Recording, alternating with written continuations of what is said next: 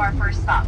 But first, I want to explain what an Akupua'a is. So Kualoa Ranch is made up of 4,000 acres. It's divided into 3 sections, okay?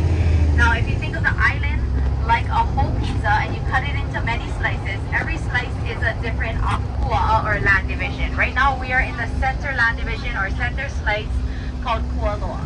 Alright, now I'm going to take you back to the year 1828. In 1828, there was a guy named Jared P. Judd, and he came here with the medical missionaries. He came as a doctor, and he was here to help with all of the diseases that the Hawaiians had no immunity for. So things like chickenpox, smallpox, measles, mumps, all that kind of stuff. And he fell in love with the Hawaiian people. He fell in love with the Hawaiian culture, so guess what he did? He renounced his U.S. citizenship, and he became a citizen of Hawaii. Now, he also became great friends with the king, who was King Kamehameha III at that time, and he was able to purchase the Center Akupua'a, or land division, the one we're in now, 622 acres, back in 1850 for a whopping price of $1,300. The price of y'all's airfare, right? Now, his sons then acquired the northern and southern land divisions of Ka'a'awa, which is 2,200 acres, and Hakipu'u, which is 1,100 acres, for $4,000 and $5,000. So for a total acreage of about 4,000 acres for just about $10,000 in between the years 1850 and 1880. So we are currently, the owners of this property now are the Morgan family. They are not the J.P. Morgans, however, they are good Morgans. And they are direct descendants from the Judd family, the guy who originally purchased this land from the king. They are 7th generations deep from that original purchaser. So it's still in the same family, and they're doing a great job of making sure there's not too much development happening. No ABC stores, no 7-Elevens on every corner, right? Now I'm going to pause my history lesson right here, and I'm going to talk about this first movie set that we're going to be driving through. So how many of y'all saw the movie Jurassic World? Jurassic World. Alright, so remember when Zach and Gray, the two brothers, the boys, were running away from the Indominus Rex, and they just find a Jeep, they fix it up, and then they drive through the gates that we have right ahead of us. Right after they drive through these gates, they look up and they see a whole load of flying dinosaurs that just got out of the aviary. Do you remember that? Oh my gosh, now you're gonna need it. You are gonna have to rewatch this. Now, this is the gates that they drove through. There's dinosaurs on either side, so make sure you take a picture of those. Also, you guys came at the right time, because our movie site tour used to go along Kamehameha Highway next to our own sugar mill. We never ever used this road, but just recently, about a month and a half ago, we started using this road. We did a reroute, and now our movie site tour actually gets to go through that movie set. So you guys came at the right time, right? Now back to my history lesson. I'm going to fast forward you from 1880 all the way to 1941. Does anybody remember what happened in 1941? Pearl Harbor, yes. Okay, so at that time, the United States declared martial law over this area of the land called Kualoa, and they built some bunkers. So we have 15 bunkers on the property total, 15. Most of them are a little bit more run down, a little bit smaller. And then we also have one very big one, and that's actually our first stop, okay? So right after you get off this cattle guard, it gets a little bumpy, but after we get onto the paved part of the road, on the right side in the grassy area, there's our first bunker that we're gonna see.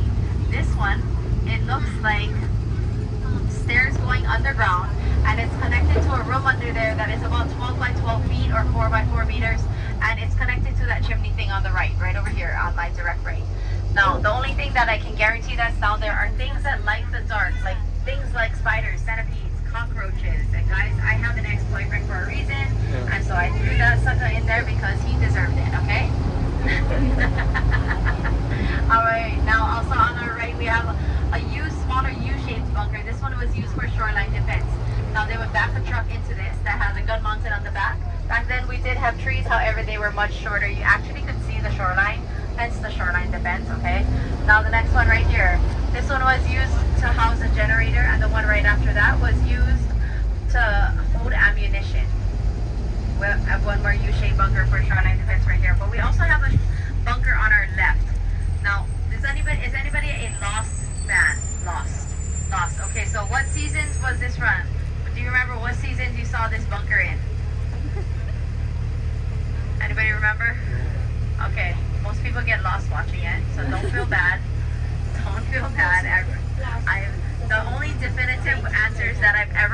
was seasons 2 and 4, okay?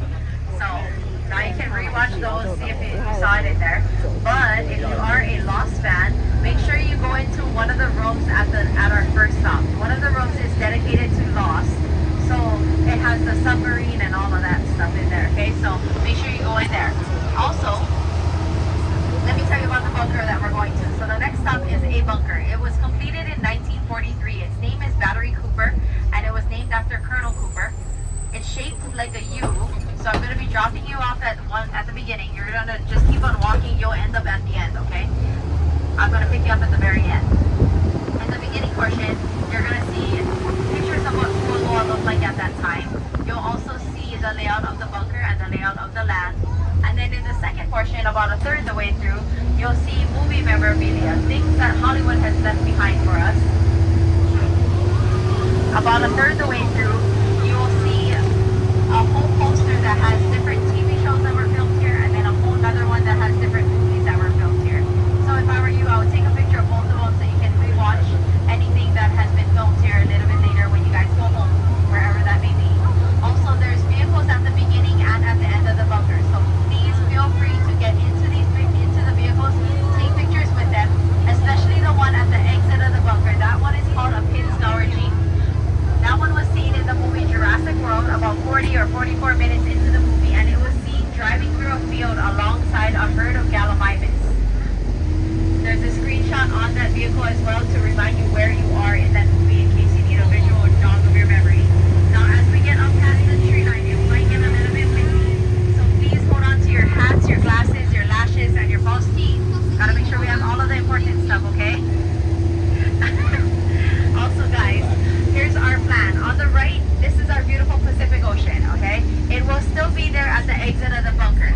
Now, our plan is I'm going to pull up to the bunker. I'm going to stop the bus. If you guys get off the bus, go directly in front of the bus into the bunker. Off the bus, in front of the bus, into the bunker. One more time. Ready? Off the bus, in front of the bus, into the bunker. The reason I say that many times is because we have a lot of two-way traffic here. It's just a safety thing.